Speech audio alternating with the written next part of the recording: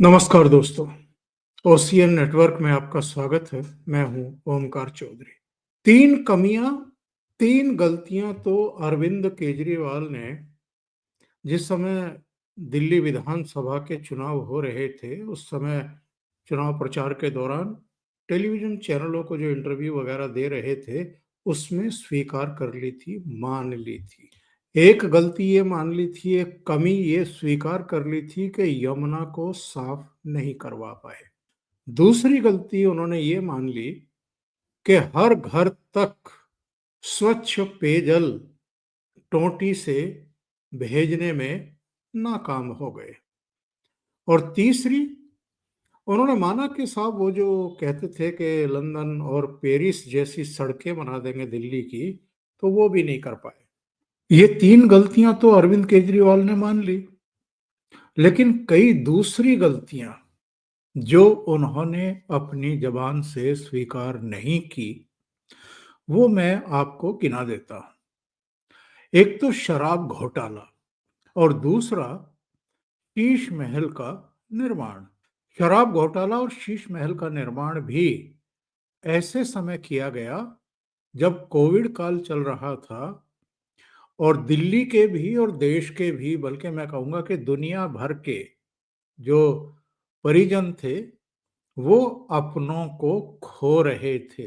अगर हम दिल्ली की बात करें तो जरा याद करिए उस समय का दौर, जब अरविंद केजरीवाल के दूसरे सहयोगी, जिनमें मनीष सिसोदिया, संजय सिंह, सौरभ भारद्वाज, ये सब प्रेस कॉन्फ्रेंस पर प्रेस कॉन्फ्रेंस कर रहे थे और ये कह रहे थे कि साहब फला अस्पताल में ऑक्सीजन खत्म हो गई है, फला जगह तो केवल 3 घंटे की बची है, उस जगह तो केवल 1 दिन की बची है, और केंद्र की मोदी सरकार हमें ऑक्सीजन उपलब्ध नहीं करा पा रही है।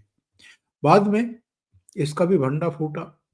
पता चला कि इनके ऑक्सीजन गैस को लाने के लिए इनके पास जो स्पेशल ट्रक होते हैं, टैंकर होते हैं, वही नहीं। ऑक्सीजन लाकर के कहाँ स्टोर करना है, उसके डिपो ही इनके पास नहीं है।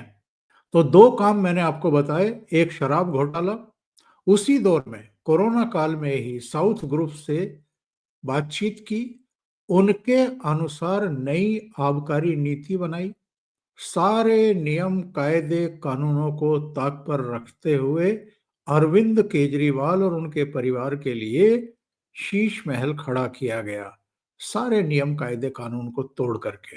और तीसरा, जब ये जेल जा रहे थे, इनको ईडी ने गिरफ्तार किया था, तो मुख्यमंत्री के पद से इस्तीफा नहीं दिया। ये 3 और ऐसी गलतियां थी, ब्लंडर थे, जिनको दिल्ली की जनता ने कभी माफ नहीं किया, और इन तीनों से इनकी छवि बेहद खराब हुई। इनकी एक्चुअल में छवि ये बन गई कि ये सत्ता लोलुप हैं, कहते कुछ हैं, करते कुछ और हैं। अपने को 2.5-3 इंच बड़ी शर्ट पहन करके आम आदमी दिखाने की कोशिश करते हैं जब कैमरों के सामने आते हैं, पर रहते हैं शीश महल में, जो 54 करोड़ की लागत से बनाया गया है।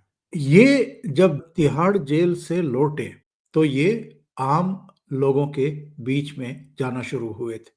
कभी सड़कें, टूटी फूटी सड़कें देखने के नाम पर, कभी जलापूर्ति के को देखने के लिए, कभी जो गंदगी के ढेर थे, कहीं कीचड़ जमा था, उसको देखने के बहाने।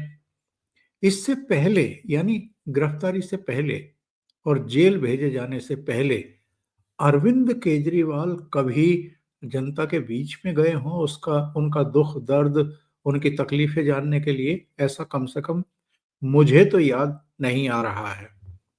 पर जब इनको लगा कि लोगों में आक्रोश है, इनकी जमीन खिसक रही है, जब ये गिरफ्तार किए गए तो लोग सड़कों पर नहीं उतरे, कोई धरना प्रदर्शन नहीं हुआ, तो इनको लगा कि अब तो जनता के बीच जाए बिना और नाटक नौटंकी किए बिना काम चलेगा नहीं।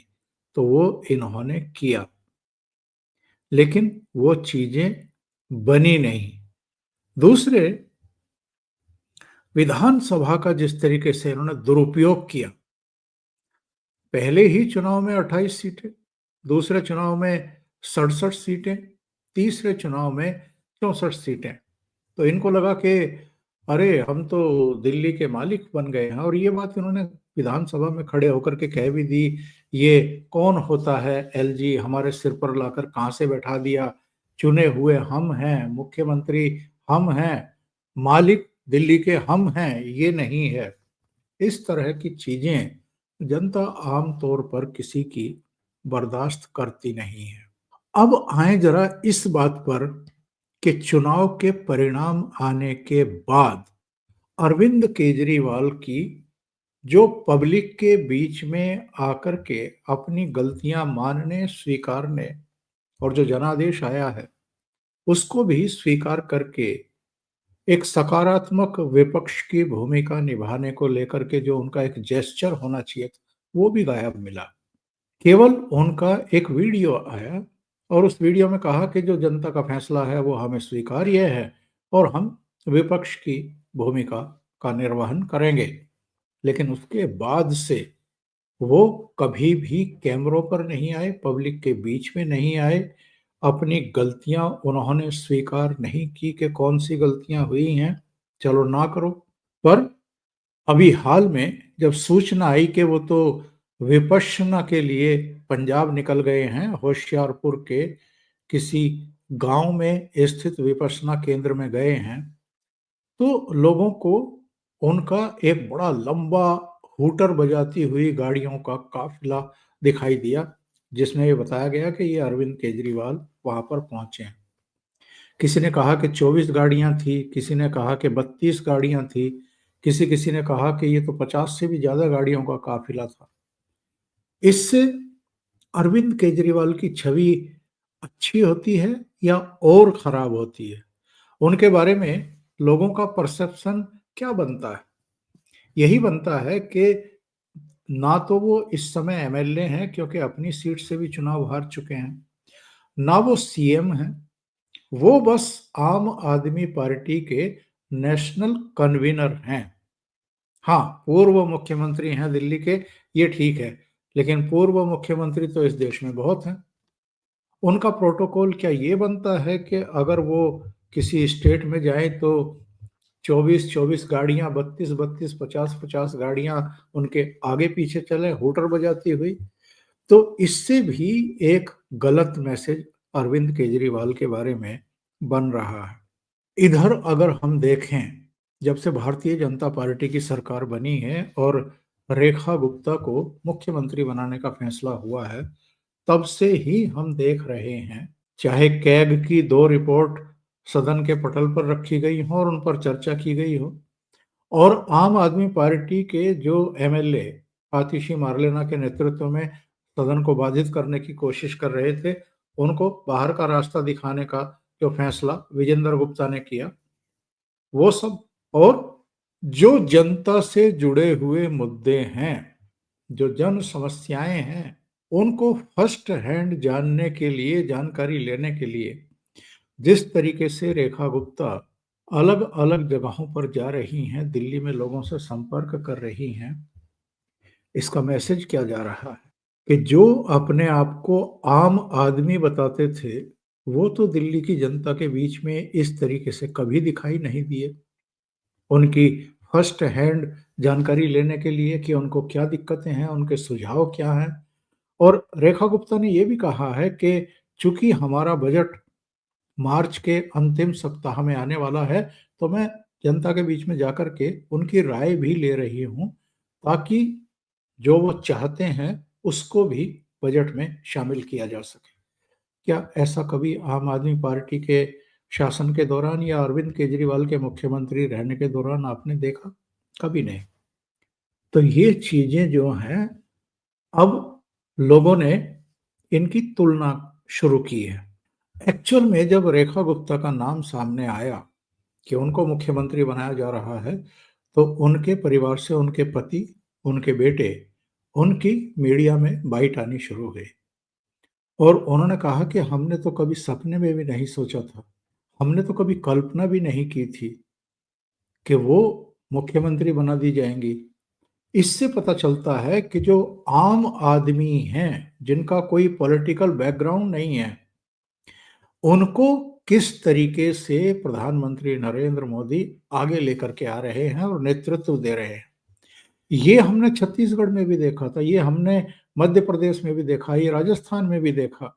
कोई बहुत जाने पहचाने चेहरों को मुख्यमंत्री नहीं बनाया गया था। जो अननोन चेहरे थे उनको मुख्यमंत्री बनाया गया। कई दूसरे राज्यों में भी यही प्रयोग किए गए हैं। तो इससे क्या मैसेज जा रहा है?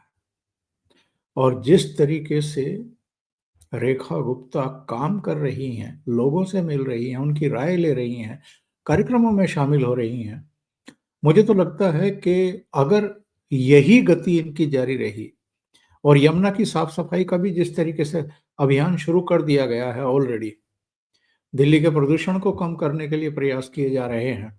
जो कूड़े के 3 बड़े पहाड़ खड़े हुए हैं ओखला में, भलसवा में और गाजीपुर में, उनको 2 साल के भीतर हटाने का फैसला कर लिया है सरकार ने। ऐसा ना हो कि परमानेंटली रेखा गुप्ता अरविंद केजरीवाल को विपश्यना शिविर में भेज दे, विपश्यना केंद्र में भेज दे। ये नौबत आ सकती है दिल्ली में, क्योंकि दिल्ली की जनता हो या किसी और प्रदेश की जनता हो, अगर वो ये देख ले कि जो कह कर के आए थे वो तो आप कर नहीं रहे हैं, वादा खिलाफी कर रहे हैं, खुद मान रहे हैं कि ये काम मैं नहीं कर पाया, और आप एक लूट तंत्र खड़ा कर रहे हैं जिसके भेद अब कैग की रिपोर्ट्स में खुल रही हैं। 2 कैग की रिपोर्ट आ गई है, 10 और बाकी हैं, उनमें भी खुलेंगे। तो फिर ऐसे व्यक्ति को कोई क्यों बर्दाश्त करेगा, क्यों अपनी सरपरस्ती देगा? अभी के लिए इतना ही। बहुत बहुत धन्यवाद। अगर आपको ये चैनल और इसके कंटेंट पसंद आ रहे हैं तो लाइक करें, कमेंट करें, वीडियो को शेयर भी करें। अभी तक अगर आपने ये चैनल सब्सक्राइब नहीं किया है तो सब्सक्राइब कर लें और साथ में लगे बेल आइकॉन को दबा दें ताकि आगे आने वाले वीडियो और उनके नोटिफिकेशन आप तक पहुंचते रहें। बहुत बहुत धन्यवाद। नमस्कार।